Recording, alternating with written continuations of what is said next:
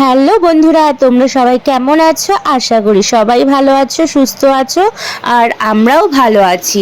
তো আজকে তোমাদের সাথে আমি একটু শেয়ার করছি অল্প কিছু উপকরণে বাটার চিকেন কিভাবে বানাবে ঘরে। তো আমার ঘরে কিছু উপকরণ ছিল, সেগুলো দিয়ে আমি চলো একটু বাটার চিকেন বানিয়ে নিই। আমার ছেলের আবদার ছিল একটু বাটার চিকেন বানাও মা, তো তার জন্যই বানালাম। তো এইভাবে বানিয়ে দেখো। এখানে আমি মাংসটাকে ভালো করে ধুয়ে নিয়েছি। এবার আমি মাংসটাকে ম্যারিনেট করে রাখবো। তো এর মধ্যে আমি এবার দিয়ে দিলাম একটু জিরে গুঁড়ো, তোমরা ধনে গুঁড়ো থাকলেও দিতে পারো। তার মধ্যে দিয়ে দিলাম একটু লঙ্কা গুঁড়ো, তার মধ্যে এবার দিয়ে দিলাম একটু হলুদ, এবার একটু রসুন পেস্ট দিয়ে তার মধ্যে স্বাদ অনুসারে একটু কিন্তু লবণ দেব, টক দই দেব, সব দিয়ে মিক্সড করে নেব। টক দইটাও আমি কিন্তু দিয়ে দিলাম। টক দইটা আমার একটু কম ছিল, তো বললাম যা ঘরে আছে সেটা দিয়েই আজকে বাটার চিকেন বানাবো। তো তার মধ্যে লবণ দিয়ে দিয়েছি। এবার আমি এটাকে ভালো করে মেখে, আর একটা জিনিস, তোমরা কিন্তু লেবুর রসটা কিন্তু অবশ্যই দেবে। আমার এটা ভিডিওটা তোলা হয়নি, যার জন্য তোমাদের সাথে শেয়ার করতে পারলাম না। এবার মাংসটাকে ভালো করে ম্যারিনেট করে কিছুক্ষণের জন্য রেখে দিলাম ঢাকা দিয়ে। এবার আমি একটা কড়াই বসিয়ে নিয়েছি, কড়াইটা তেল দিয়ে গরম করে নিলাম। এবার যে মাংসটা ম্যারিনেট করে রেখেছিলাম সেইটাকে কিন্তু আমি এর মধ্যে দিয়ে ভেজে নেব। আমি কিন্তু ভেজে ভেজে উঠিয়ে নেব। কিছুটা মাংস আগে দিলাম, তোমরা কিন্তু ননস্টিক তাওয়া থাকলে অয়েল ব্রাশ করেও কিন্তু তোমরা মাংসটাকে ভেজে নিতে পারো। বেশি তেলে ভাজতে হবে তার কোনো মার নেই। তো আমি মাংসগুলো ভেজে উঠিয়ে নিয়েছি। আর যে তেলটা ছিল সের মধ্যে আমি 3টে পেঁয়াজ কেটে দিয়ে দিলাম, হালকা একটু ভাজা ভাজা হবে।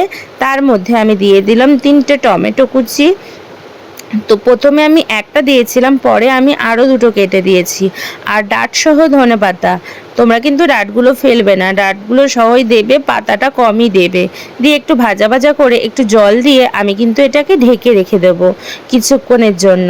দেখো সুন্দর সেদ্ধ হয়ে গেছে। আমি এই জল ঠল সহই কিন্তু আমি একটু মিক্সার গ্রাইন্ডে এটা আমি পেস্ট করে নেব। তো পেস্ট করে নিলাম। আবার কড়াইটা ধুয়ে বসিয়ে দিলাম। এর মধ্যে দিয়ে দিলাম বাটার, আর একটু দিয়ে দেবো সর্ষের তেল। এবার একটু এটা গরম হয়ে গেলে আমি যে পেস্ট করেছিলাম সেই পেস্টটা কিন্তু এর মধ্যে দিয়ে দেব। ভালো করে নাড়াচাড়া করে দিতে হবে।